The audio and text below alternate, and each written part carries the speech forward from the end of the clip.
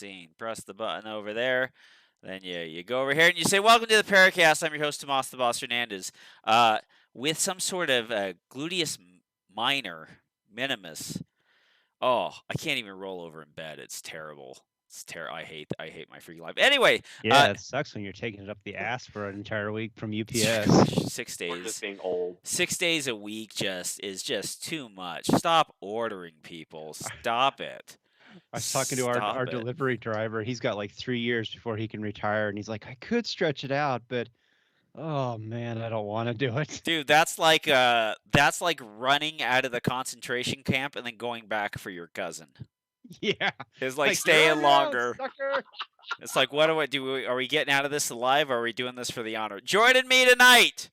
Oh, that's not secret. You can pull that clip out of there. Yeemin laughed at a concentration camp joke. Okay, he's Derek, not a person. You pull everything. Take that at 1 minute 21 seconds and spin that out of context. Yeah, people don't have conversations with each other. Yeah, people have off color conversations with each other privately. Shocker. Joining me tonight, his Shadow 2 isn't the only thing that goes off when he gets hit from it.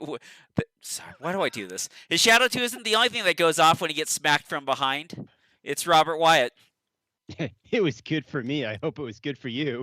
And voted least likely for anyone to care about his DMs. He sure proved them wrong. It's Yeemin Lin. What can I say? I guess nothing's really a secret anymore. Oh, I know.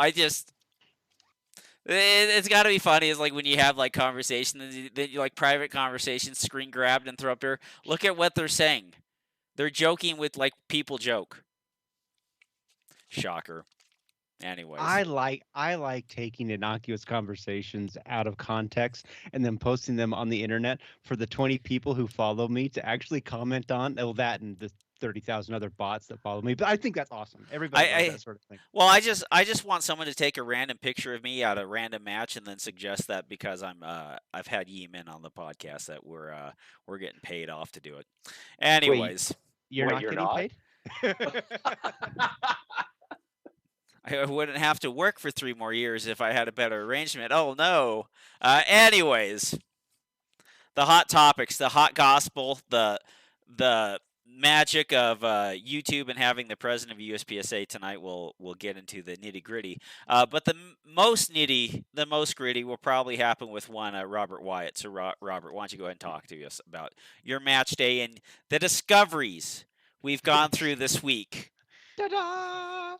I wasn't gonna shoot because I looked at the temperature and it said it was gonna be below freezing, so below 70. But they asked me to do the new shooters thing, and I was like, fine, I'll do it. Plus, I did look on the squad list, and it showed that Alex Went was gonna shoot, and also one good friend, Steve Koski. I'm like, this is great. It'll be a fun Saturday. Yes, I will freeze, but Andrea just bought me like a new box of those hand warmers that has like 100 of them. So it's like 2 matches worth. And I was like, cool, we'll make it a day. So I get everything all ready. And Friday night, look at the squad list again. And wouldn't you know it, somebody bitched out. I'm not going to say who it was, but if I was, just for the sake of conversation, let's just call that person S. Koski. No. Let's just call him Stephen K. And no, Wait, he's not on the show anymore. I thought Koski was, used to this kind of weather. I mean, he's a very hard individual. So he's probably doing something else that's like more fun that involve like laughing and drinking at the same time, instead of freezing and waiting like, how shall I shoot this stage? Like we all like to do is like, how shall I shoot it? I cannot feel my toes. Hopefully I don't slip with a gun in my hand. How shall I shoot this? I think what it really was he was looking at the weather and realized that he didn't want to try and like defog his reading glasses so he could still see the front sight. Well, he probably didn't want to have to deal with the fact of you slipping on ice and killing somebody on the squad with your dangerous weapon. Robert. Well, he'd be the RO, so I mean he would be the most likely person. most likely to die. Most likely to die, Steve Koski. But no, it was just cold. I mean, it actually it's just how dumb it is. I mean, it warmed up to like 45. Oh, that's And so you sweltering. I can break a sweat in 45. yeah, and for a while it wasn't bad, but then like that wind started picking up, and it was just like this sucks. And then we had a big huge backup, an entire squad deep of backup, which just makes that day just be like this sucks. Summer backups are bad. Winter backups are worse.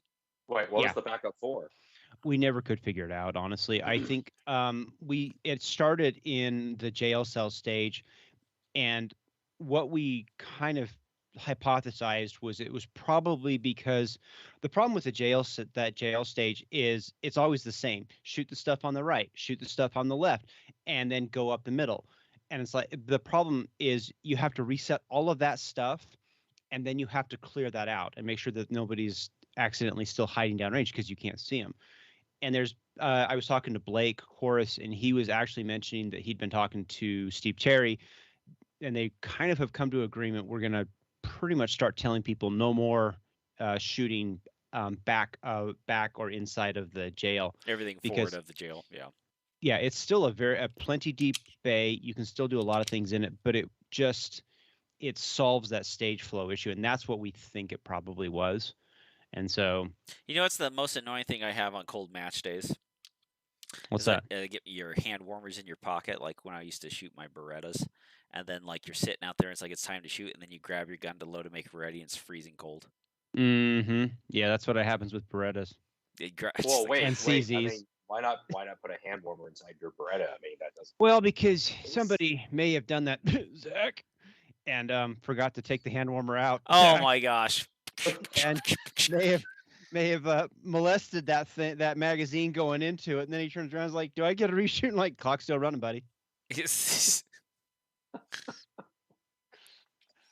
Well, I mean, that can be problematic. I would feel bad, except for like Zach's, like he's one of the top guys in the club, and so he should know by now. But it happens. Let's talk about water and the dot. So yeah, so our last stage, that was me turning my flashlight on. If you saw that, the last stage at the match, it was actually it was the jailhouse for us, and timer goes off. I shoot all the stuff on the left, run over, shoot all the stuff on the right, and then somewhere between leaving that position and then getting up into position number 3, water got down in the SRO, on the emitter, and on the glass, so that when I come into position 3, which is all the plate racks and some stuff, and I don't see one dot, I just see like this blur of red goop all over the place. And I'm like, basically the SRO, this is actually one of the reasons I like the SRO. It's a circle.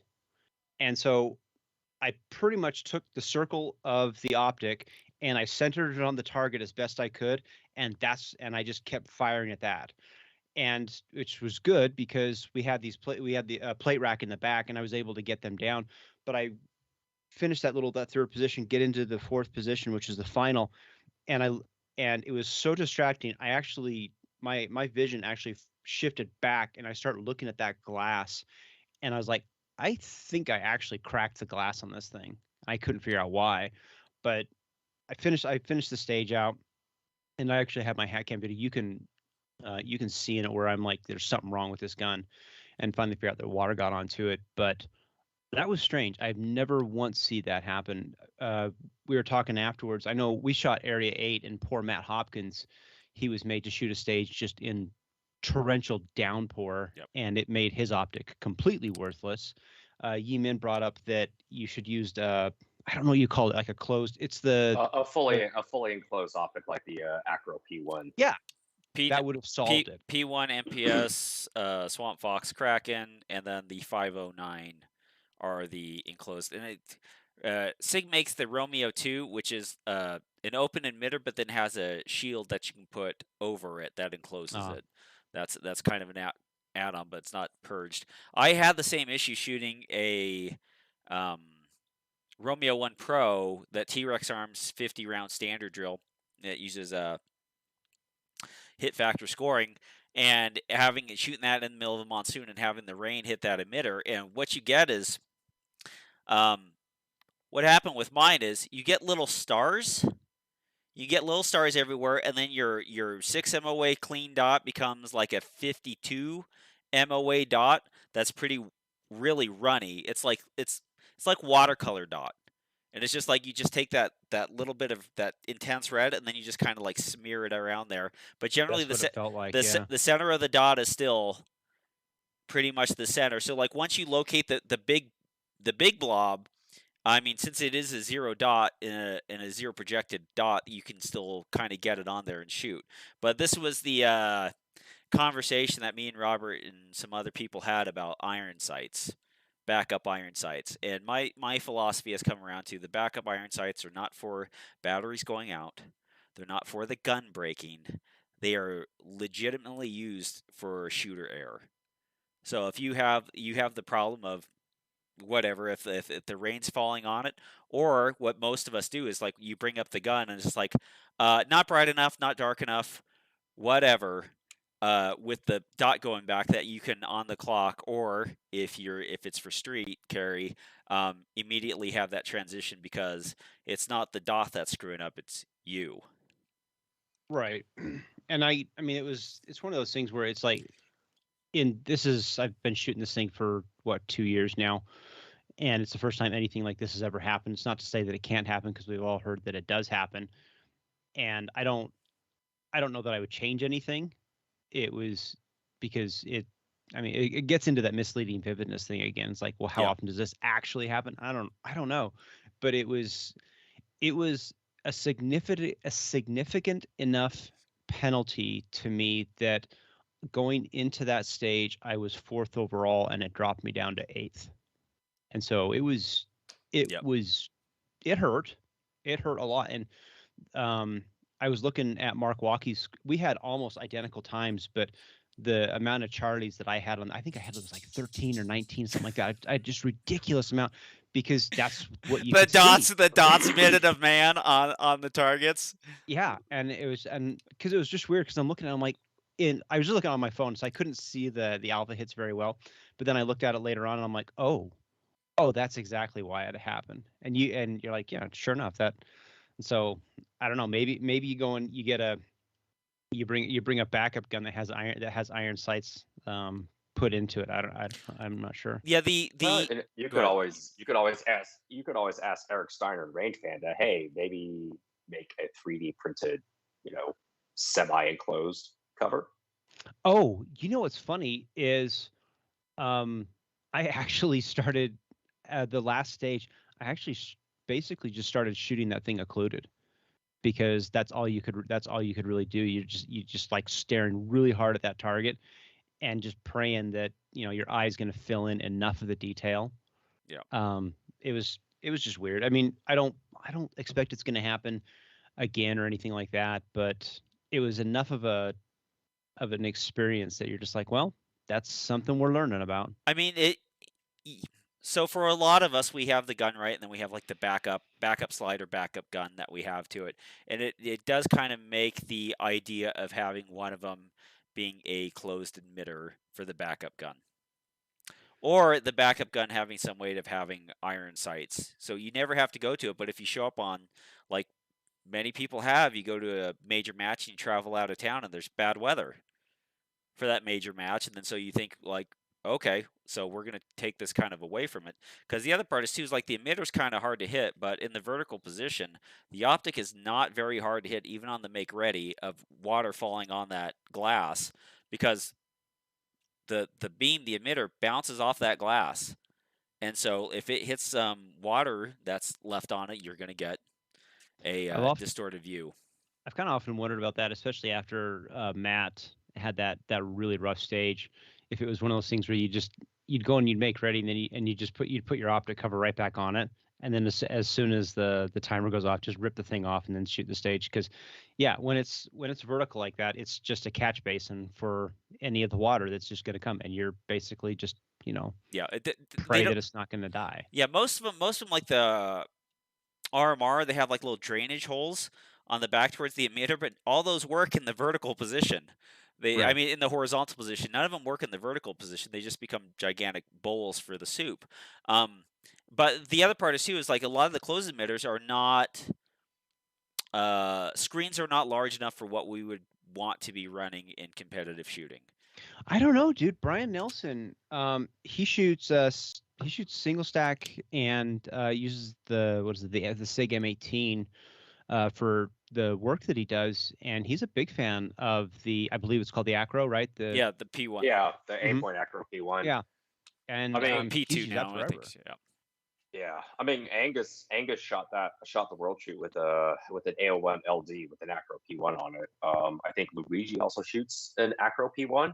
So I I think think that's you're what he right. was Yeah. running. Yeah, that's what he was running on the world shoot for the production optics team. So again, it's a balance, right? So you're talking about the what you refer to, Robert. It's like, okay, well, how often is this really going to happen?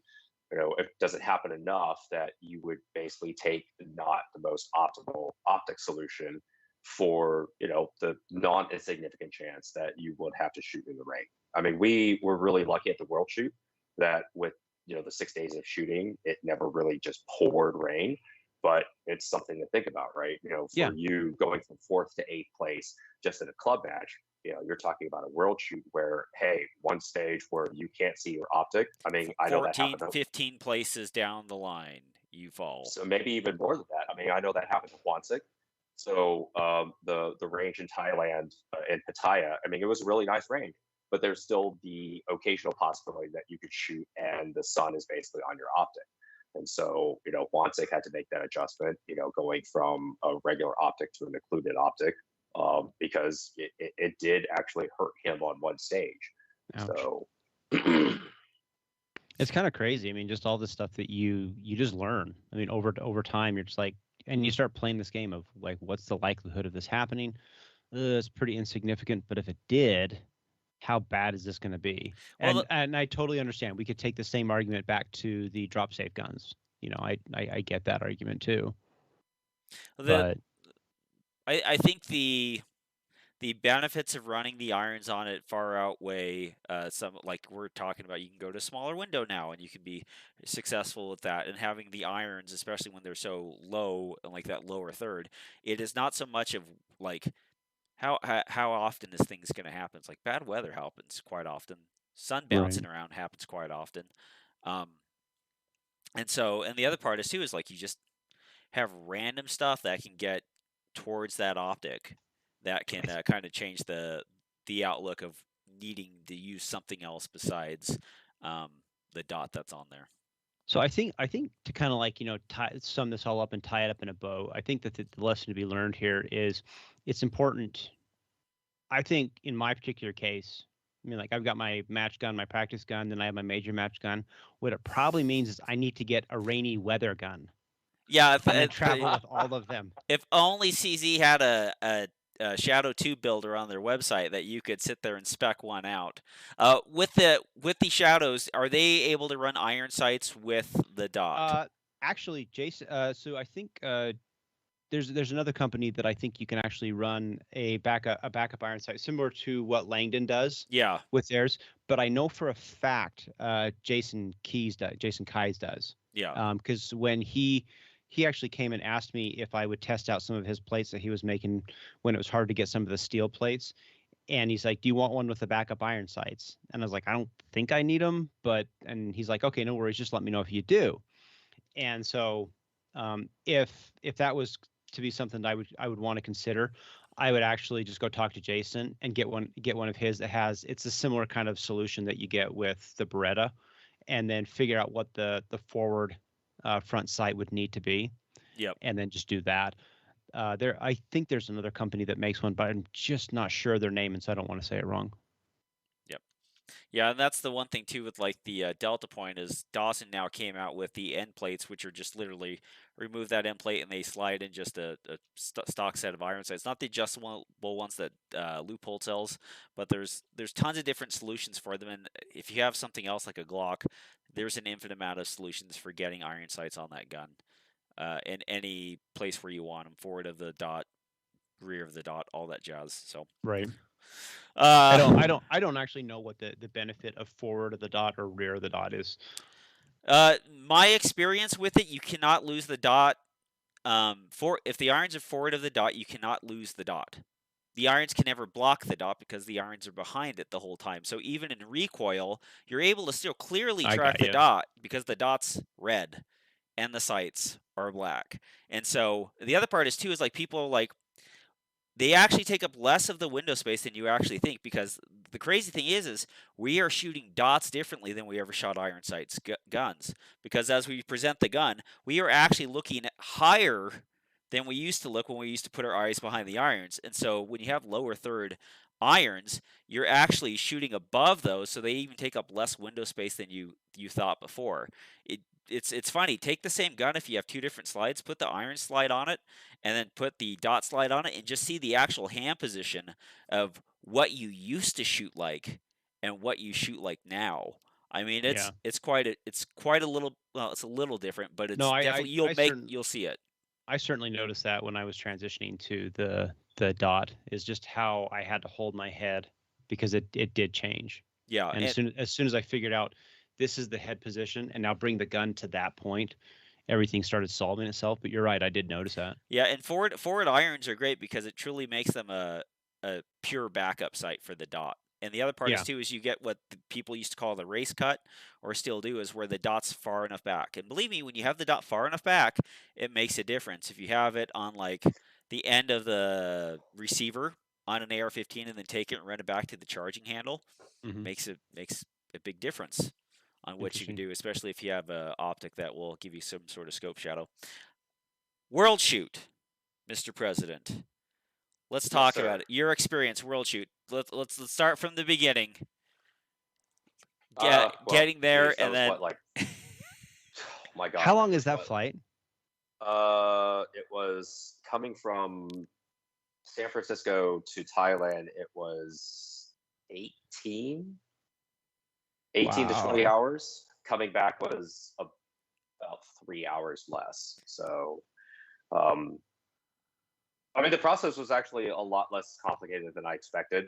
Hmm. It is entirely dependent on the airline that you're flying. So I flew through Taiwan. The airline EVA Airlines, they were actually pretty easy to work with once I actually got a hold of them. So just let them know, hey, I'm flying with guns.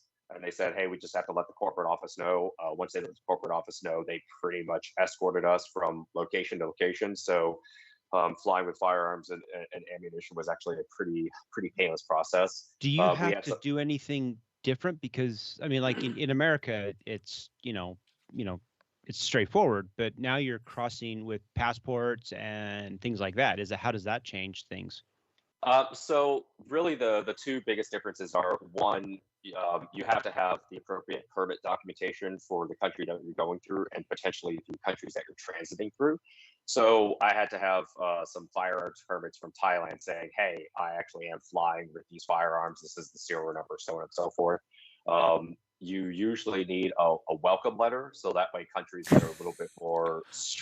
we're I know expecting it's him. We're expecting yeah. him with guns. Yeah, so there's actually a welcome letter that says, "Hey, you are actually participating in this match. You know, signed by the match director." That's something that you need to generally provide to the airline, so they know, like, yes, I actually am going to a legit shooting competition, and not just I am just flying around with guns just because I want to. Sure. For leaving the United States, you need to fill out a Customs and Border Patrol form that basically says, "Hey, I actually left the country with these firearms with these serial numbers. So when you come back, they're not like, hey, where did you magically get these guns from?" Yes, I went to Thailand and just bought a bunch of guns that I couldn't buy in California. It's really just to make it easier for the process. So yeah, you'll usually need a welcome letter from the actual match itself, as well as permits for your final destination, and sometimes even for your transit destination. So that's saying, yes, I'm not actually, you know, bringing evil guns into your country. I'm just Sure. passing through a nice day. And See, so like if the plane lands, that's where you would need that transit letter. It depends, right? So flying through Taiwan, they knew I was just transiting, so there were no issues. They basically had somebody to escort Trevor and myself through the airport that says, yes, we know you're coming. They'll fill out some additional paperwork. Even when we went through the check-in process in San Francisco, it was really just to let the airline pilot, the airline captain, know that, hey, there's actually guns and ammunition on your plane.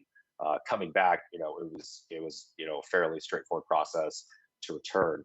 Um, Brian Nelson could probably talk a little bit more about flying through different countries in Europe, because I know there's been instances where you're transiting through a country, and it really does depend on country. I mean, it is a very different experience.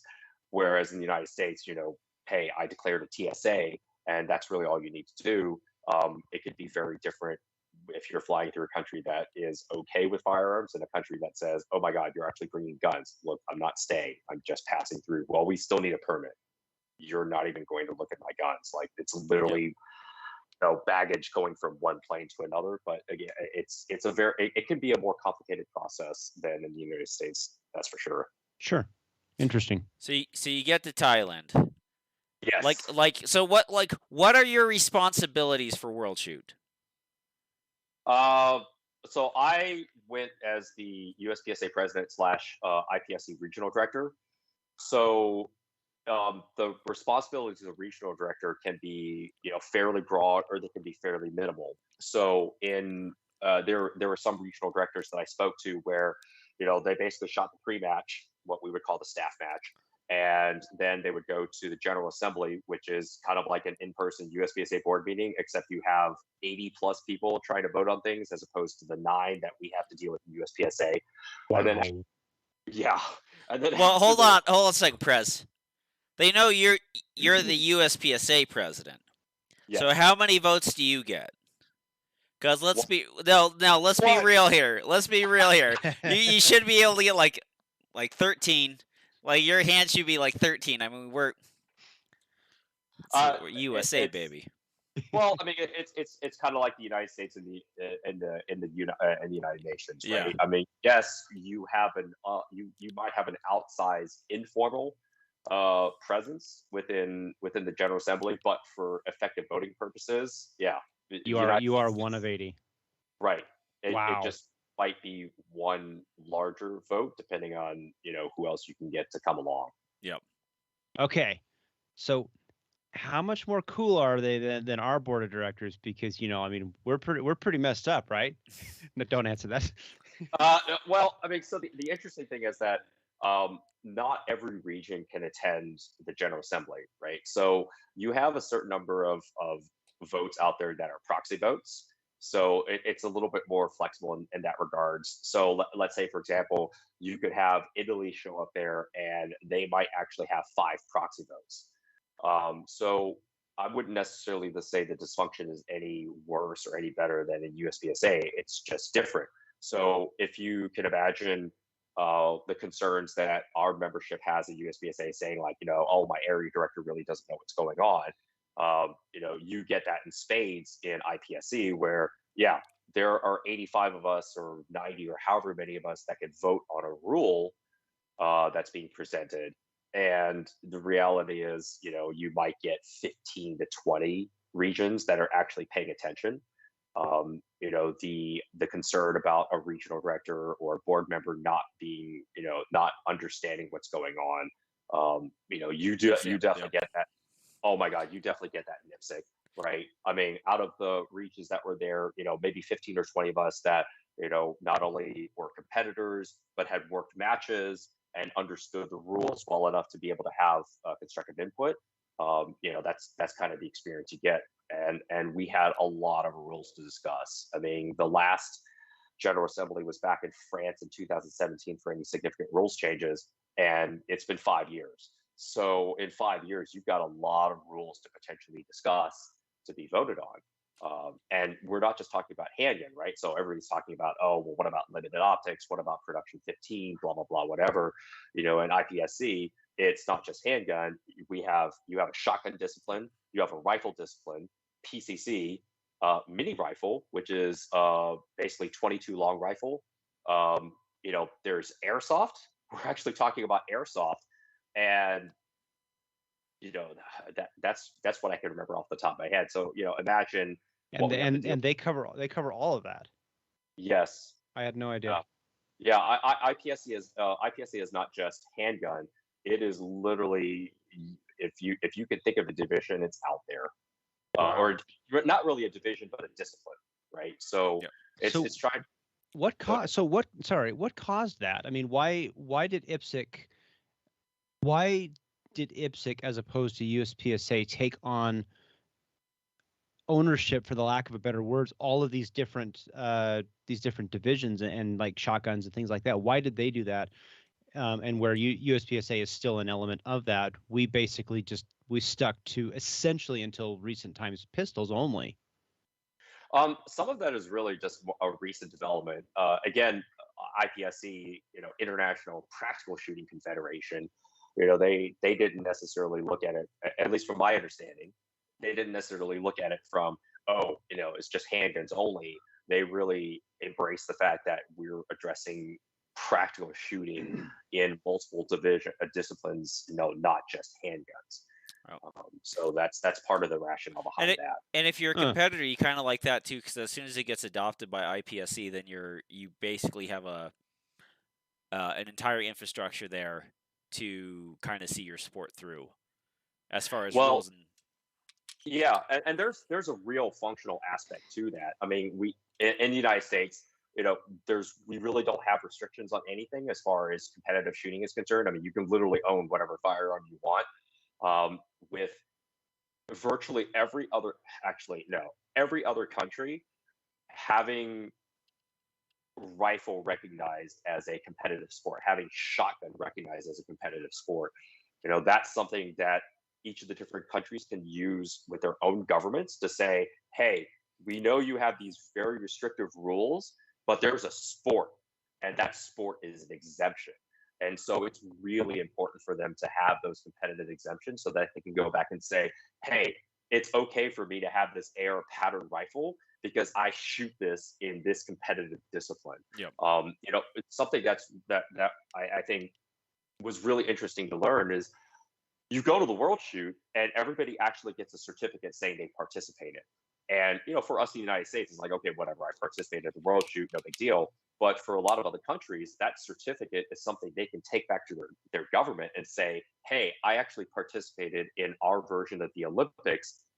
This allows me to own another gun, which is crazy. Yeah. Yep. So, like, there's a buddy of mine that was the Norwegian regional director, Einar, and, he brought that up. Like, hey, this certificate means we can go back to the Norwegian government and say, hey, like, this allows me to add another handgun to my pistol, to my license, because it means I actually did participate in, a sport competition. So it's really crazy, how much of the IPSC stuff that's involved is to basically make it so that competitors can go back to their governments and say, hey, like, this is why I need this gun. This is why I need this gun. This is why, I should have this because this is actually for sport shooting. Do you think it's just crazy? Do you think, I mean, knowing that and how hard IPSC is trying to get the sport aspect, what's the word? Basically noticed. Is there a strong push to actually try and get this into the Olympics? Because if you got it into the actual proper Olympics, in the way that shotgun and stuff like that is, that potentially would give more credence to people actually using pistols, or is it just like, no, this is still kind of a rich person sport? No, that's actually a really good question. So the current president for IPSC, a fellow by the name of Vitaly, that's actually been his stretch goal since he was elected president, is to get IPSC recognized as an Olympic sport. So all the efforts that he's been going through with all the different international sporting organizations, the end goal is to get IPSC recognized in this Olympic sport. So once you have that, so one of the other interesting things about IPSC compared to USPSA is that a lot of the other IPSC countries, they actually have sort of a government organization that just handles sport. And so being recognized as an international sport, that is something that countries can go to and say, hey, again, let's just say, for example, like, hey, French Ministry of Sport, we are actually an International Olympic Committee recognized sport. And then that opens up room for financial assistance from their government. That, again, it's one of those things that we don't necessarily have visibility on. It's not like there's a U.S. sport ministry that says, oh, hey, USPSA, you're recognized as a sport now. Okay, now you have access to all this money that you wouldn't have if you weren't recognized as an international sport. So that there is a push that's going on for that as well. It's definitely a very slow process. And who knows, even if it was recognized as an Olympic sport, who knows what that would actually look like Yeah. as an end state. Yeah, interesting. So, shooting the match. You walk the ceremony, go shoot the match. Did you shoot the match? Or you just hung out? No, I shot the match. So for the I know there's some question about who earns slots and whatnot. As a regional director, you did get a slot, but that slot is only for the pre-match.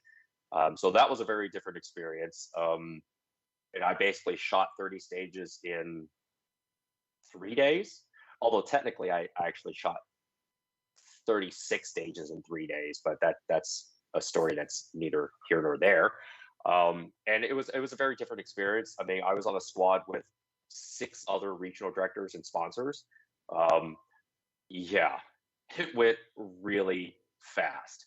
Our stage turnaround times were basically 20 minutes per stage. Holy So it's literally jeez. yeah, it's literally show up on the stage. Here's written stage briefing. All right, let's get 3 minutes to walk. All right, go shoot the stage. All right, I'm done. Hey, you're first on the next stage.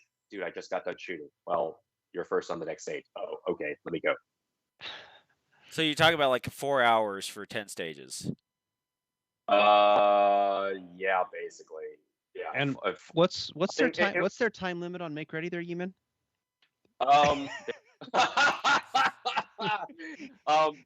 So the way that IPSC treats make ready, it is very much, you have your opportunity to do your walkthrough, so that when it comes to make ready, you're expected to basically load, make ready, Yep. maybe take 30 seconds at best, and you get going.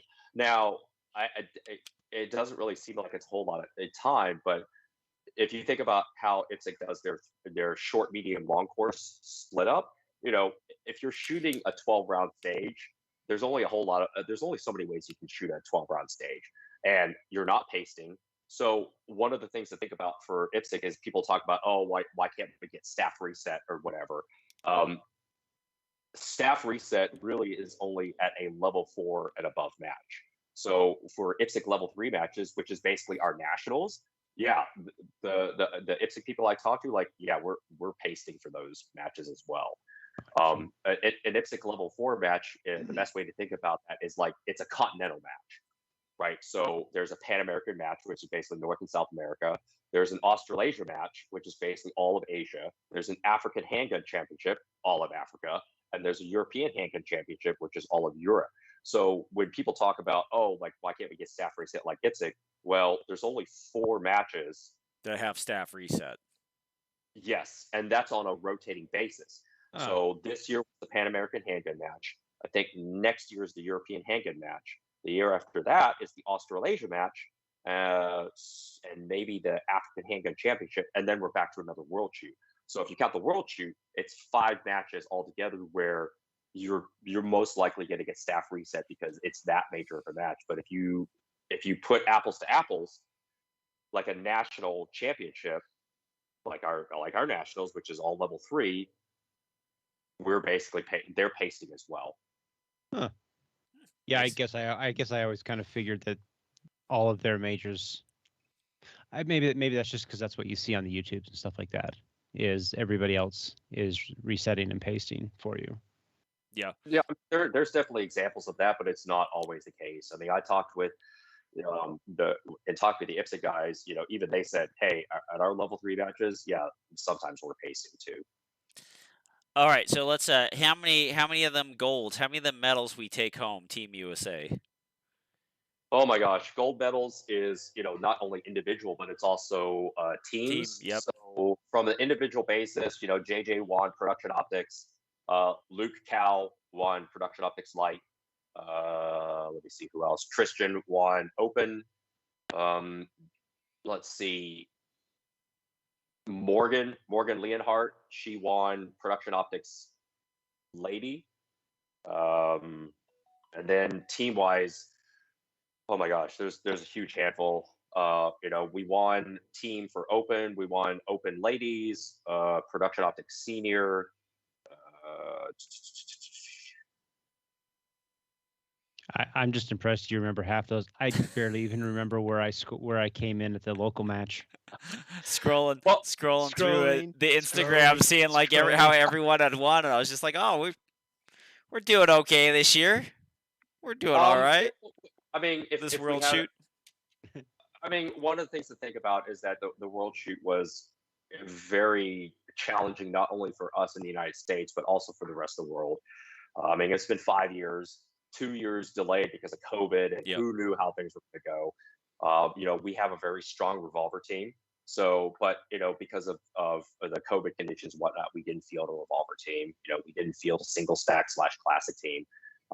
Teams are a really big thing. So, not in IPSC, not only do you get a gold medal, if you actually win your division, you actually get what's called a president's medal. That's kind of like extra icing on the cake, and that's really a big thing.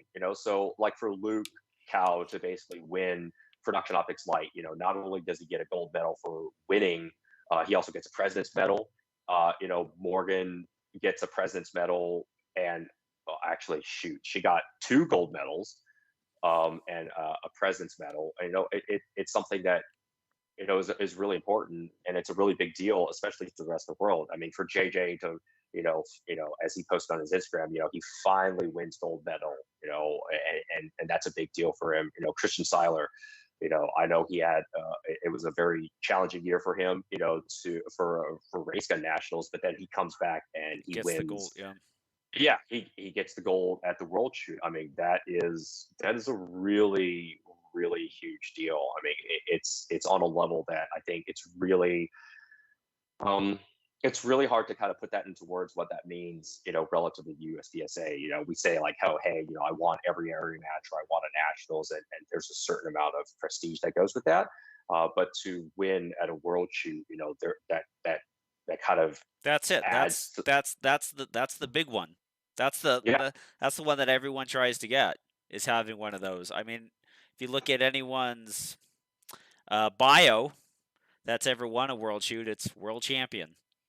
So it's And it's not easy. I mean, it's not easy at all. I mean, even if you look at how Eric Rafael did, I mean, Eric Rafael is probably one of the best competitors in the world for a ever. very long time. Yep. And even for him, talking with him as he was going through the match, Eric Rafael didn't win every stage at the world shoot, and he even recognized like, hey, I'm not sure if I'm going to go to the next world shoot, because he's still going to be an overall, and you've got a lot of young competitors out there that are fast, they are accurate, and that was something that Nils talked about, right? The two Filipinos that won standard. I mean, they were fast and accurate. I mean, super fast and super accurate, and they've been working on that for 5 years.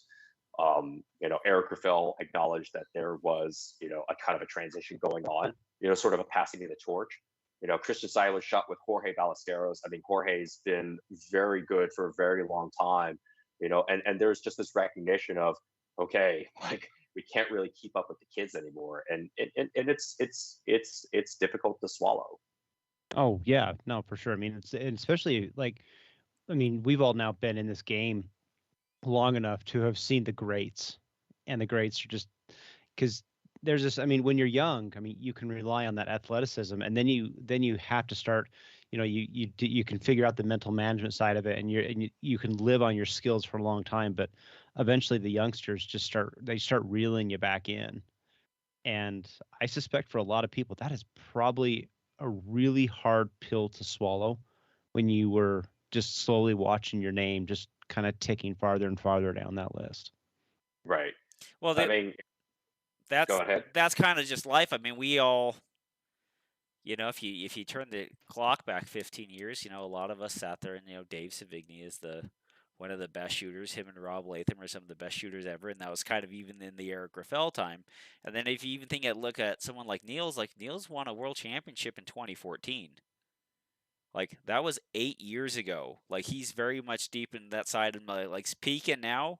But we might see the bottom end of that. But there's a lot of names in the sport that were serious competitors and are or and somewhere there's else now in there. yeah, but a lot of them is always funny because Steve Cherry talked to me about this, like Mark Walking. I'm not saying anything that isn't generally known, but Mark and Matt were, I mean, they are OG IPSC guys, Yep. and they were dominant and they were good for a long time. And then he started not being able to be as dominant anymore, and for a while he quit because he's like, if I'm not winning, I don't like being here. Yeah. And he quit for a little bit, and then he came back, told Steve, he's like, yeah, it was the dumbest thing I ever did, because I gave up something that I really enjoyed doing because I wasn't winning. And now he still wants to shoot well. He still basically outclasses most of us on any given Saturday, but he's there, he's having a fun time. Yep. And you kind of like, at a certain point, I suspect you have to transition out of the idea of, just dominating and winning every single match to, I'm here to have a really great time, and I'm grateful that I can even be here to still do it. Well, and the other thing is, like, one of the greatest things that could ever happen to you is being in a squad with all the guys who used to win nationals.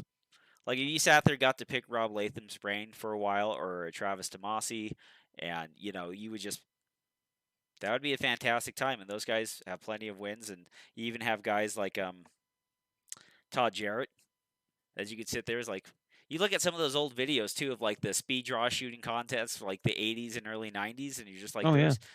there's still some stuff in there that you don't see guys doing today consistently. But anyways, Well, it's funny. Like when I very first got into shooting competitively, my dad, he's like, so do you know Todd Jarrett? My dad didn't know anything about this game, but for some reason he knew who Todd Jarrett was, and I'm like, no, am I supposed to? He's like, that guy's fast. How do you know about it? I saw him on TV once. Okay. Yep. It's like, I'm from Texas. Oh, do you know the Joneses? No, there's a lot of people here. There's the old I learned about Dave Savigny from watching the Mail Call. Remember with Arlie Ermy on the History Channel? Oh, and yeah. they had something where Dave Savigny was on it, like blasting away at something. It was pretty cool. So, anyways, let's. It really is kind of funny how that works, though. I mean, so I spent quite a bit of time talking with Blake Beguez, and he showed me some pictures of him and Casey Eusebio at like the last world shoot in South Africa. I mean, they're 20 years old, right? And even for Blake, being in political office now, he said it's just amazing how many people say, hey, the reason why I even got into USPS to begin with is because I saw Blake Beguez on the first Top Shot season of Top Shot. Yeah, on Top Shot. And Blake's like, whoa, what? Yeah. It's pretty crazy of what how much time has gone by, right? How much time has gone by, and how many great shooters have come in and out of the sport. Now, I have two questions for you. One is basically on the world shoot, and then we'll talk the other questions. But first, dominate defense. Head on over there, get a belt. You'll love it. You'll like it. You'll wear it all the time. Dominate defense. Use a Mach 1 speed belt. Almost everyone here uses them. We love them. Check them out. Use promo code PARA10. Save 10% off. And then head on over to Precision Holsters. Get yourself a fast holster and some magazine pouches. Some of the best holsters gear kit you can have that mount on your Dominate Defense belt. Use promo code PARA10. And then check out Rune Tactical. Same code. Get one more bullet in that mag because you're not that good. And even if you are good, one more bullet helps a whole lot. I used that one more bullet twice yesterday, so I was quite happy to have that. It's the shotgun match saver, where you just take it off the side and slide it in there, that one extra round. So check out that. Well, it's funny, like Jared Fox in 2020, because he works for CZ, he gave these magazine pouches, and there's 6 little slots in there, and I have 4 magazines, and then I had a 5th one, and I've been sitting there looking at that empty pouch for so long, and I'm like, that's it. I'm buying another magazine just so I can fill this pouch up. Because for some reason, you can't have like 6 without having a 6th magazine in there. So I bought another magazine. Then I bought another tactical. Well, you never know when you might just need 6 magazines or 100 and something. You should stop. If you're going for number 6 in carry optics, you need to stop, brother, because something bad is happening. Something drastically went wrong. We're now in the business of starting a fire. If you're getting to your 6th mag, I will actually give you a legitimate thing. Yesterday, it was so flippin' muddy on that range in a couple places. I dropped the mag. I went back, go to pick the thing up. It is just like completely coated in mud, and I was like, yeah, no. I just went over, I shook it off a little bit, threw it back in the pouch, and I used a different mag for the rest of the match, because that sucks. Yeah, I'm not saying not to carry extra mags in your bag. Oh, 6 on your belt for carry optics? Bloody hell! I already have a 54-ounce gun. What do you want me to do? Like go under? It's like This isn't Titanic. I'm 10 seconds faster with just 2 mags on the belt. So a lot of the maybe in this kind of interesting that kind of gave me some perspective on what you're just talking about is that some of them actually have like bureaus of sport or whatever from their government that kind of help them out financially. Should USPSA start considering paying the full way for some of its competitors in the future? I mean, considering that the World Shoot is kind of the end goal for a lot of the competitors. Yeah. Christian was working towards the World Shoot for quite some time. Um, Jesse Harrison and Slogan Sanders. There's a few competitors that, hey, it's not like they have sponsors throwing money at them. It's just something that they really wanted to work towards. The question really becomes, okay, well, what's the level of support that we should provide? And I get it. There's only a small portion of the membership that will ever be involved in the World Shoot or at IPSC at that level. Um, but there's something to be said about making sure that we try to send the best of the best and the most qualified and who's able to represent us. Um, and I don't really know the answer to that question. I mean, there are other countries, when we talked with them about what level of support they provided to their delegation, and it's definitely more significant. I mean, whether it's more significant reimbursement of travel expenses, trying to get the delegation to all stay at the same hotel, ensuring that they had transportation to and from the range, even having the team members train together. IPSC and USPSA is still a very much an individual sport, but at a world shoot, there's something to be said about having the team work together in terms of making sure everybody's getting scored appropriately, making sure that you kind of take care of each other, even from a sports psychology, a sports training perspective. Yeah. What does that entail? I don't know. I mean, the world shoot is. Go ahead. Oh, I was just gonna say, is that just a cultural difference between the United States, where guns are as common as the rain, and other countries where it becomes almost kind of this, Well, I would the second tier? I would almost imagine person. Geographically. Oh yeah, no, because, absolutely. Because like training together, and then like it's like, where do you live? Where do you live? And Right. the only reason people run into each other is because we're competing in Tennessee against each sure, other, sure. on that Saturday. Right. I mean, I don't necessarily want to, back the organization to the corner that says, yeah, we should totally, fund what's going on for our participants in the World Shoot. But it is a fairly significant financial investment. Yeah.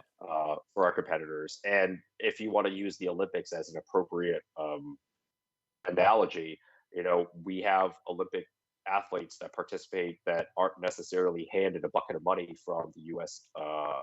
From the U.S. Olympic Committee. They're out there trying to get local sponsorship. They're out there training, in Billy Bob's gym. Is there some potential there? Not just from the organization, but also from the industry to say, okay, hey, this company is sponsoring the open team, or this company is sponsoring the limited team. Yeah. I think there's some out of the box options that you can look at and say, okay, it's not just the members funding this. It's and then you have the conflict of person X who shoots for company X is going to have a sponsorship from company Y, which is a direct competitor from the people who've been footing their bills. It kind of reminds me of the Michael Jordan Dream Team Olympics, where Reebok had sponsored all the clothes that everyone was going out with, and Jordan wore the American flag draped over his jumpsuit, so they couldn't take pictures of him wearing the Reebok funny symbol because he's sponsored. So like I would see that there would be some general conflicts there, but I think more support from more places, even if it's not a full ride, could be definitely helpful. How much? I think what you do, Tommy, and this is what I always say to people who want to increase our taxes. Let's just set up like a GoFundMe, and everybody that complains and says that we should give more money to the people that are going to the World Shoot, we just send them the link and say, put your money where your mouth is. You are free to go and donate as much as you want, and your money will go directly to the competitors. And good luck. Yeah, I don't think it'll get filled, but it's fun to think of that. I almost wonder if there's a, if you kind of knew the selection process a little bit farther out on who was going to be on the team, and then you could kind of Actually, direct that's a direct really good finances question. that way.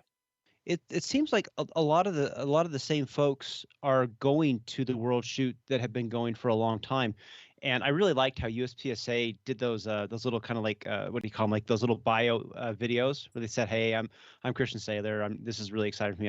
It's kind of funny to humanize some of these people, just hearing them talk about getting there. That was kind of cool. I don't know if that was the first time you guys have ever done that, but that was awesome. But I think it was done before, but it was kind of a last minute thing, and for Jake Martins and Rick Rotzel to kind of be able to push that out, that was something that I really appreciated, and the competitors really appreciated, to kind of get a little bit more of the human interest story, and not just, okay, it's just some random international match that oh the yeah, vast it was majority of USPSA doesn't necessarily care about. it was cool. I liked it. I remember it would pop up in the Instagram, and you get to see that, and you take a few seconds and watch them, and it was they were a lot of fun to watch. But the question I'm kind of wondering is, it does seem like a lot of the same people are going to the World Shoots because they like, oh, this is the second or third World Shoot I've been to. Is it largely the same people that are going to the World Shoot time and time again, or which would then lead me to almost believe that there's not a lot of people outside of the upper echelon who are actively trying to get into the World Shoot? Because I know there's qualification matches that you have to actually hit to get there, but I'm not sure the entirety of what's involved in that.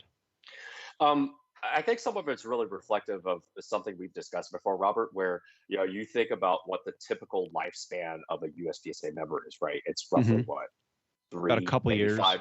Yeah, it's a couple years, and investing towards a world shoot implies a certain amount of long-term planning that a lot of folks that get into the sport, that's not necessarily what they're thinking about. So if you look at the selection process for 2025, you are basically looking at uh, it's the skeleton's roughly going to be the same. You have to participate in a minimum of 3 of 4 matches. It's usually 2 USPSA nationals and an IPSC nationals. And there's some discussion about whether it's just an IPSC nationals or an equivalent level 3 match or above for IPSC, and that requires a level of planning, right? So Sure. you could, and so the part of the reason why you might see some of the same people is because those are the people that have decided, hey, this is a goal I want to work towards. But it doesn't necessarily account for somebody who might say get started shooting in 2023 and then turns out to be like really good, like the hot And it hand. might not have hit the qualifications to Right. to get there. Yeah. Might not hit the qualifications, but if you look at how how this person has performed, in a year or so, you might go, hey, this guy actually has a really good chance of, being a uh, positive input for the team. Well, how do you account for that? Yeah, sure. So, I mean, the short answer really is, Robert, based on what we've talked about with the typical lifespan of a USPSA member, it's really hard to kind of think, okay, if I start shooting right now in 2022, I'm still going to be around in 3 years to be able to participate in the World Shoot. And it's not just a U.S. problem. I mean, internationally, it's the same issue. Yep. You have guys that get started in the sport and then they realize, hey, this is not something I want to spend a lot of time doing, and they're just not present. Sure. Sure. Makes sense. All right. Last of the hard questions here. Brought to you by one Steve Koski. He said, Nelson, make sure you ask this. Should firearms be drop safe to participate in USPSA? Don't you dare answer that. So let's for everyone who missed the last episode, Robert had talked about having the extended firing when we had Dave Blanton on, had the extended firing pin and then the Ramy firing pin return spring, and was testing it out and put it in his own vise and hit it with the back of a mallet. It set it off, and that brought up the discussion that there are plenty of firearms out there that, with certain combinations of internals, could not be drop safe. And so, as we look into the safety of the sport, where does Yeemin Lin weigh in on this? I think the first response for you is that is a very interesting question, and it's also one that deserves more time and research into before making That decisions. No hard, addition answer. no hard questions, please, please. Well, I mean, the thing of it is that we're, you could mitigate safety. You can mitigate safety as much as possible, right? I mean, that's the whole purpose Yeah. of the rule set that we have. And considering the amount of the sensitivity that we have in USPSA, after 3 weeks of talking about rules and whatnot in IPSC, that's something that they're even more sensitive to, because anything that happens in an IPSC region or an IPSC country, there's even greater sensitivity to, oh my gosh, if we do this, like, if this happens, this Correct. country might ban firearms, period. Well, that's Canada.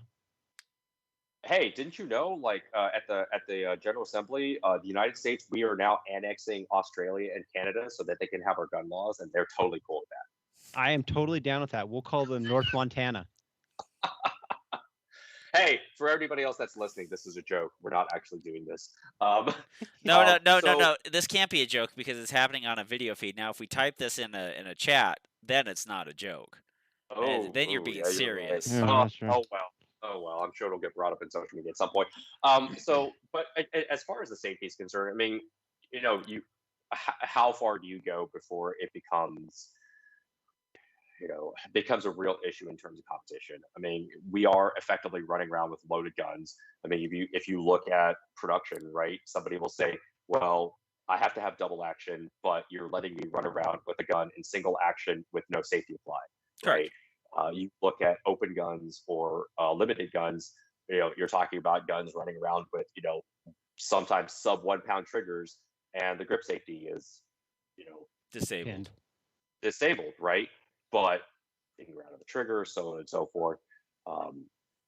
It really, at the end of the day, I think it's a slippery slope. If you say the gun has to be drop safe, okay, how are we going to test that? How are we going to ensure that something is drop safe? And being able to enforce that from a rules perspective, that's not just an issue within USPSA. That's a common issue with IPSC as well, where there is this acknowledgement of, well, what expectations should we have with range officers of varying levels of experience? And so the analogy I would apply to that is, you have folks in USPSA, hey, if only we had 15 rounds like IPSC, life would be great. And the IRO officials I talked to, yeah, their comment was, hey, guess what? We have a hard time counting to 15 too. Yeah. I mean, So the idea is like the dropped firearm is like, we all kind of understand that as being like the most dangerous thing that happens in USPSA. Right. The dropped fire, like, we have ways of dropping the ban hammer and stopping people from 180ing and having the finger in the trigger and so forth like that. But the dropped firearm becomes a huge issue, especially if that firearm gets dropped. We have the first problem of people trying to catch it and setting off the gun, people trying to recover it instead of having the RO recover it. And then if we have the additional problem of an errant round go off. But the question always comes back to, Tommy, how far are you going to go to mitigate any potential problems? Because we could just say, all right, we're only going to allow airsoft guns, and that would be it's not like it's there's never a degree of safety here, and the question is where you personally or administratively, from a professional sense, want to draw that line, because that's what we're talking about, is where you're going to draw that line. So it's not like it hasn't been pushed out before. Like, you could have a rule that says you may not disable safeties on the weapons. Caveat for like internal gun lock or something like that some revolvers in 1911s and other firearms have. So there you have to have people run their grip safeties. Like that would mitigate some of it. And the idea is like I don't like the idea of this. We can't possibly train people to test to see if safeties work on firearms. Well, how are you going to do it in a manner that's going to basically demonstrate the applicability of the safety? Yeah, so if you have Because I can go I could stick a primed case into a firearm and I could do the exact same thing. I'm not talking about putting a primer in there and smacking the back of the hammer. I'm saying grip safety on, pull the trigger, does it go off? No. We already have that.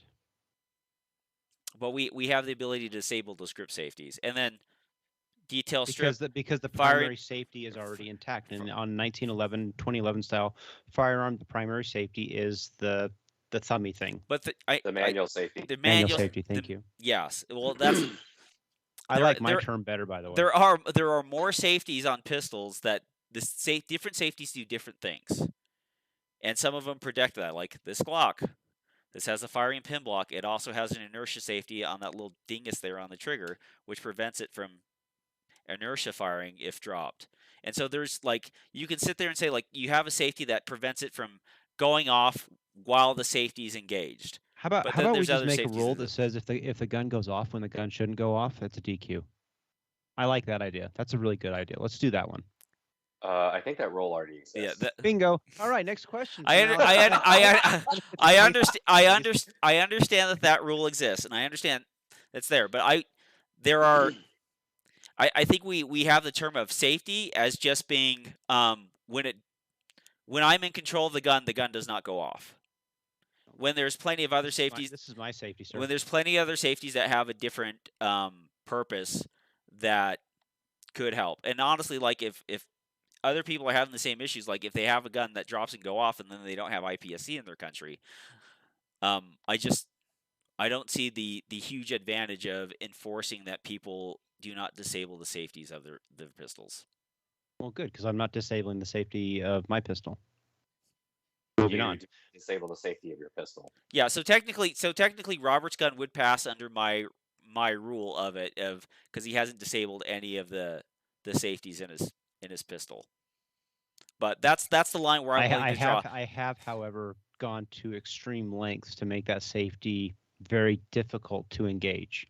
Yeah, like as long as they engage and they work, that's fine. I'm not looking for the test of put it in a vise, smack it on the back with a hammer. Right. I'm looking to see like safety works here, firing pin block is there, grip safety works, therefore the firearm is safe. And most of the time that would eliminate most of the problems if you had with drop issues. I still think it's funny going into equipment check and having the poor RO actually try and thumb that safety on my shadows. Like, you got to put a little bit more pressure on it there, big guy. He's just like, Yep. Come on. Yep, just keep going. It'll get there. It'll get there eventually.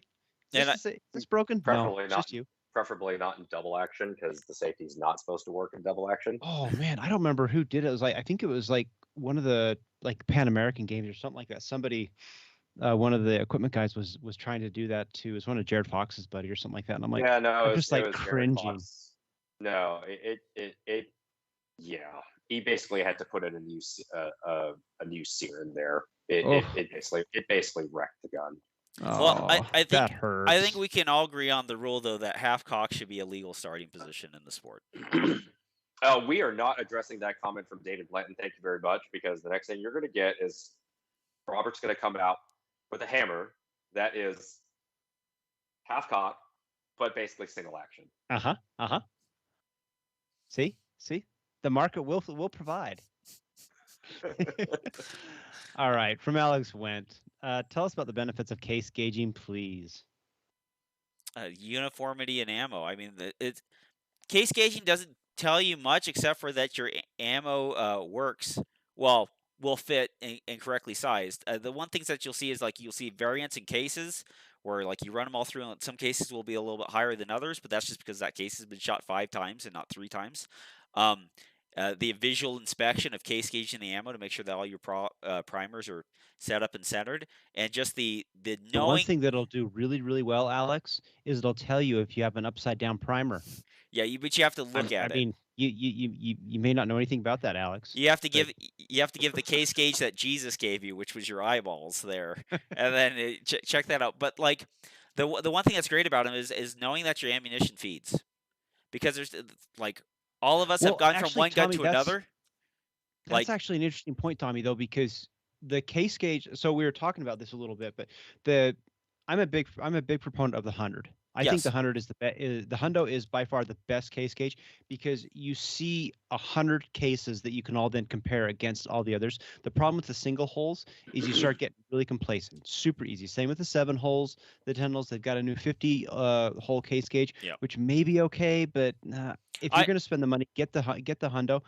And the other thing is a hundo you can flip it into a standard ammo box if that's your jam. But the one thing that the case gauge doesn't do for you that you need to do, and I've learned this kind of the hard way, is you have to make sure that your bullet also passes the plunk test. So when you drop it into that yes. barrel, is the headspace actually hitting The the rifling. yeah. And Yeah. I've screwed that up because I've run different profiles, and you're like, oh, well, different profiles, it doesn't make any difference. It's a round nose is a round nose. No, it's not. Well, yeah. It's very sometimes. There's the big difference where when you go from SAMI spec to CIP spec. When you go to a European spec, is like, oh, they like a shorter bullet. They like a shorter, more truncated kind of bullet that goes into those pistols. And so you can kind of mess around with that. But when you have a case gauge, you can like plunk test it, and then if all the other bullets basically mirror that original test bullet in the case gauge, you can be pretty much okay and set to go. Like the 51s are fine. Any case gauge is better than no case gauge. 50s are fine because it gives you enough of a sample size to see what you're actually doing. Um, Yeah. I and the think a 50 is fine as long as you're not actually dumping them into 100 round boxes. Yeah, I mean that is it's just I mean a lot of us sometimes just load and just case gauge them and throw them in bins. But that is that's what you kind of want to see. And the other part is too is like it identifies the bad ones that have been overshot and like could be if you're pushing it towards the higher end, those ones that are so belled out at the bottom from being shot a few times, it can kind of save you some of the hassle because there's sometimes that you have ammo that looks great and was loaded perfectly. You drop them in the case gauge and they refuse to go in. Like you're sitting there with an eighth of an inch sticking out above all the other rounds, and from eyeballing it, you couldn't tell the difference. Right. But It'll still run on a Glock. I'm pretty sure it'll run on a Glock. yeah, just on the unsupported part of that bottom of that barrel, just where Well, you want it, just but where you want that fat case. that's the funny thing about that, though, and Kenny Platt kind of talked about this forever ago. Is there's a bunch that won't pass the case gauge, That will still but fire. they'll still fire just fine. And I mean, for me personally, I just put those into another box, and I'm like, Practice I'll go ammo. practice Yeah. with these, and I'll be totally fine. But if I'm going to show up at a real match, I like all my stuff to work. I mean, I don't know, Yeemin, what do you do? I case gauge everything. So, but what for me, case gauging is basically a minimum standard, right? You Correct. know it's going to beat SAMI spec, but Shay Akai actually did a pretty good post on Facebook where case just because you case gauge doesn't necessarily mean the ammo is going to work in your actual gun. Yeah. So he had a pretty good example where he had a cutaway barrel, and you looked at the 3 different bullet profiles. They were all loaded to the same length, and it's like, okay, this works in this barrel, this does not, and this does not. So case gauging is really, it's the initial test, but it doesn't necessarily mean that the ammo is going to work in your gun. You Correct. still have to, plunk test and see how it fits within your barrel. But again, for the game that we play, that's not exactly something that most of us are going to do because we're not all, you're not shooting some like super customized gun. If you basically get it to meet, the minimum specification that case gauging measures, then you're going to be okay 90% of the time. And the Yeah. great thing about case gauging is you load 50 rounds, you put 50 rounds in a case gauge, and you see like 30 of them are sticking up high. That's an immediate indicator right away that, hey, I'm not resizing these things correctly, or they're not being crimped correctly. And then so that green light goes off, and like, okay. 'Cause generally, when you have the 7 rounds and you're not paying attention, it doesn't go well. Like there's no substitute for paying attention in quality control while reloading. Well, I look at it. I look at it also from this perspective. If you don't case gauge and you spend $20, $25 to go to a match, and every match for 4 matches, you have 2 or 3 rounds that have problems. You've donated at that point $100 to a match that you didn't have to. And at that point, you could have gone over to the Ben Steger Pro Shop and bought a hundo and eliminated these problems forevermore. Well, And yep. if you're going to play this game, then why would you not take out one of the easiest variables to take out? Well, the other If part you is if ammo is more Because you want to practice your malfunction drills. I mean, and it's Alex tactical. did a great job with that You yesterday. don't want to get killed in the streets. ammunition is more expensive than it's ever been. Primers are more expensive than the other, and so the price comparison of having a quality case gauge and having some quality control has never been cheaper. I think so. Honestly, I to me, it's just one of those situations of this is if you're going to reload and you're going to play this game for a long enough period of time, it is worth the $100 that you're going to spend, because $100 over the course of the life of that case gauge, which is pretty much forever, is nothing. Yeah, but it's going to return to you so much like inner peace of having ammunition that you know is going to run. So why not do that? When you get a good press, you get a good case gauge, you make a good bullet. It is. You can make better ammunition than the factories can with the same bullet that they're selling. Yeah. So. All right. Next question from Castle Bravo. What are your thoughts on the new metal-framed M&P competitor? Does the aluminum frame have any positives for our use, considering the gun weighs about the same as comparable polymer guns? The M&P 2.0 is one of the most underrated pistols that's available out there. The metal frame. So here's the thing about the M&P. The M&P has such a robust steel chassis that's embedded into the polymer. When you shoot a polymer framed M&P, it kind of has a sharper recoil as if it's actually like a steel gun. And they print excellent groups. I would imagine there's no aftermarket for it. Well, it's a rough aftermarket.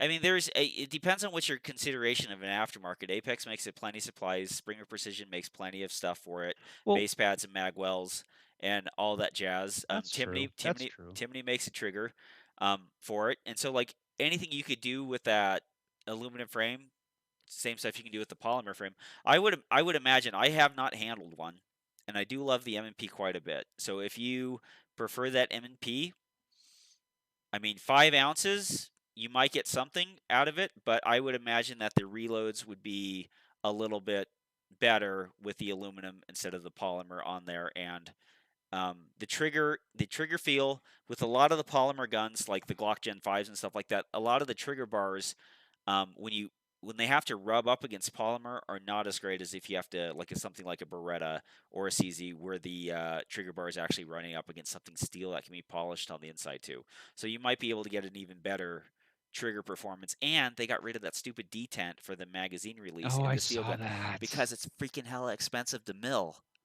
but it's cheap to print, baby. Well, I tell you what, if I could put the Gen 1 trigger in that gun, I'd look at that thing really hard. I happen to like that trigger. I know there's different opinions on it, but it really works for my finger, just the way my finger places, and so I've always been a fan of it. The new flat face trigger that they make is a great trigger, but I sure do like that hook trigger they had on there originally. Yeah, the original one's good, and the only problem with the Gen 1 triggers was that stupid timing cane. That if you could mess up and then trip the firing pin block so it was extra safe, like intentionally, you pull the trigger and the firing pin block just stops the striker. Actually, the real question, Tommy, is did they get the firing pin out from underneath the sights? The firing pin block? No. Yeah. God, no. Why? Why would you have that? I don't know. I mean, then Tommy comes out of the safe area with Loctite smeared in it. When I pull the plastic word that will go forever down in infamy. Well, shit. I'm stuck. No, the one thing is with the dot guns, though, is that dot literally pushes down on that cap, and so you're able to do it. But, like, disabling a firing pin block on the MPs, like, you can do that while removing your sights and not watching the spring and the plate fly off into the garage. Yeemin, you shot carry optics with the M&P for a while. I mean, what do you think of it? As far as the original, I mean, I liked the M&P. I mean, it's still I would still go back to it as a polymer frame gun. I mean, from an aluminum frame basis, I mean that came out while I was in the World Shoot, so I can't intelligently speak on that subject. I can only say that Hunter Constantine is basically pimping the crap out of that gun on his Instagram. Yeah, I've been following it. Yeah, It's a great looking gun, man. I liked it for what it was, for coming in as an entry level, a carry optics, because that's what I had at the time. I mean, even now, I would still go back to that if that was the only option I had. I didn't necessarily think it was any better or any worse than the steel frame guns that are currently out there. I liked it. I mean, especially for carry optics, not having to worry about the sight radius. It was a good gun. It shot well. I could throw that gun around in transitions without even trying. It's really nice to see Smith and Wesson basically continue to make improvements to the M&P platform and have it potentially be another viable option, for USPSA. If the only difference is an aluminum frame, then you got a rock solid handgun in the M&P, and their core lineup is actually pretty good with their plate system. And if you want a more robust plate, there's plenty of people who make M&P style plates that are not the plastic spacer types. But my I think the M&P 2.0 is quite possibly the most accurate, reliable striker-fired handgun available in the market. I have consistently gotten, with all ranges of ammo, sub 2-inch groups at 25 yards with my M&P. Yet you shoot a Glock. It's the space right here, man. It's the Don't space worry, right don't here. worry. The In a month, M&P. he'll go back to the M&P. The M&P. I don't have this extra space and meat the purchase on there, and I wish that someone would make a backstrap that would just lengthen out the grip of the M&P, because when I grab the M&P, I end up getting my support hand more on my fingers than on the gun, and on the Glock, Bro, I got get some more. JB Weld. Come on Oh, over. I know. We'll We take right good weld care that of thing out. Weld that thing out. Probably bond pretty good to the aluminum one. Last question from my favorite Rob. From Rob Chavis. Should USPSA make an effort to align more closely with two IPSC rules, or vice versa? Does it even matter if the two continue to diverge? That awkward silence.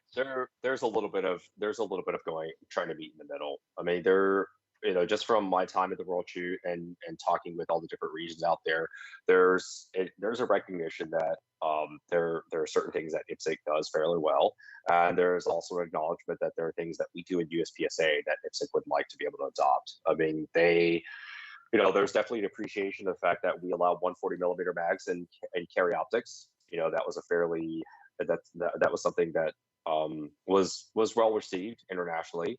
This whole idea of, well, what do we do with 2011 with optics? Internationally, there is definitely that recognition that it is something that is coming sooner rather than later, and seeing what we do and how we handle it is sort of setting the standard for how they're going to deal with it. And let me ask this: who leads in that? I mean, is the U.S. essentially kind of like California in terms of that sort of thing? Like as California goes, so goes the rest of the nation, or is it a little bit of both? Like everybody's kind of poaching good ideas off of each other. I'm really curious on that. It's probably a little bit of both. I mean, I'm not going to say 100% one way or the other. If you're talking about just from a division, rules, equipment type based thing, I mean, the reality is that the United States basically does more in innovation, period. So just this idea of, well, do we allow factory slide cuts in production? Well, we're kind of already doing that in the United States. Just because that's not something that's being seen internationally. In terms of the United States, there's so much more innovation and thinking outside of the box as far as what is considered a factory production gun. We have abused the word factory in production pretty well. I mean, we've reamed that thing open. Well, I mean, it is a real philosophical question, and from a practical perspective, what was considered factory, 20 plus years ago. Okay, well, what you get from a factory right now is almost a semi-custom gun, right? Correct. That M&P 2.0 is the perfect example. It's got a flat face trigger on it from the factory. It's cut. It's got forward side serrations. It's got a nose job on the front of that barrel. I mean, that's the standard. It's the standard of what's going. Like, here's a Brownell slide. This is Yeah, basic, bitch. It's like it's cut for a freaking thing. It has forward cocking serrations. I mean, it's almost impossible to sit there, and most of the aftermarket slides now have window cuts. Even the hmm factory slides have window cuts on the guns, and so it's like you look at a gun like the Shadow Systems, like that's a that is production gun. technically a fact. That's That's a a production gun. I factory. mean, It's a fluted yeah, stainless steel barrel with yeah. I cuts mean, in the slides. you look at the P320 series. I mean, the P320 series is a factory gun with a lot of options, very similar to, say an Infinity.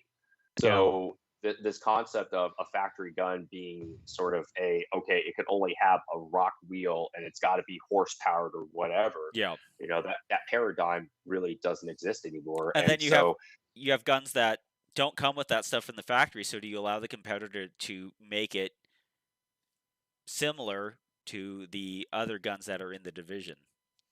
right. I mean, it's a little bit of both. So to Sure. answer your question, Rob, I mean, there are definitely some things that were that I talked about with the IPSC guys that they recognize. Hey, the what you guys are doing in USPSA is probably what we're going to be moving towards. It's just you know taking those incremental steps and then doing the diplomatic efforts to say, okay, let's allow certain things within IPSC that are really the reality. And so to say that IPSC is better than USPSA or that USPSA is better than IPSC, it's really different considerations. Well, You know, it seems very much like we got the better of the deal because we have the industry behind us and we can make those forward implementations. And it seems like IPSC, the divergence might be them being a little bit slower to catch up with more votes needed to adopt certain things and not having the understanding of that equipment and what's available out there, especially in places where firearms ownership is much more restricted. Well, yeah, I mean, but you consider that though, Tommy. I mean, if in places like Europe and like that, where there's much more restrictions, the likelihood of some mom and pop opening up a slide cutting shop Correct. is going to be substantially lower than in the United States, where if you have a CNC, you're now a gunsmith. Yeah. So That sort of thing. I almost feel like we're the forward scouts of it. So it's not so much of a divergence that USPSA is much more farther ahead just because of geographically where it is and the lines that have to be drawn for it for as far as equipment wise. Now, 3-2-1. I love that idea. We need to do 3-2-1 because that shit works. Like that works. It's a fun way to go. well, I mean, 3-1 really helps from like a larger match perspective. But again, there's various considerations, and I get it. 3-2-1 is not necessarily something that you would push in a club match, right? I Correct. mean, if you try to do 3-2-1 at SLPSA, that would be a very quick match, and people would be very upset about that. But the 3-2-1 thing is really it's kind of like a generality, right? So if you look at the actual IPSC rule book, 3-2-1 is like, okay, these are the limits that you have within a club match, a level 2, level 3, level 4, level Yep. 5, so on and so forth. There's nothing that says in a club match, hey, let's just do all high round count stages. And there is some flexibility that we're certainly looking at here on the USPSI side in terms of being able to have a little bit more flexibility in stage design and not necessarily just be okay. You have to do this in order for it to count as a short course. I mean, there is progress that's being made. There is evaluation that's being looked at. In terms of how do we make the rule book. How can we innovate the rule book in ways that that weren't necessarily looked at in the past? It's just everything just takes time. So Yeah. IPSC definitely looked at. I mean, if you look at IPSC right now, I mean, IPSC basically brought in production optics because Phil Strader was had the foresight to bring in carry optics, and so it's kind of the same way with this idea of single action only guns. Whether you put it in carry optics or make it limited optics. IPSC basically, at least the impression I got from talking with the IPSC guys was, hey, if you put it out there, we're pretty much going to follow that. And Okay, cool. and that's why they come straight in the carry optics, everybody. Bring them in. But It's all been cool. great. Anyways, well, thank you for listening, downloading, subscribing. Thanks for sharing with your friends. Thanks for all the new listeners that are probably trying to see a set off guns that shouldn't be set off. For Robert Wyatt and Yeemin Lin, that's on the After Dark podcast. for Robert Wyatt, It Yeemin is Lin, definitely after dark. I'm Tom Nelson, bidding you peace, love, and soul as we depart into the open waters and the sea of life on a little podcast tugboat thing we like to call the PARAcast. Good night, everybody. And in place of Steve Kosky, toot toot.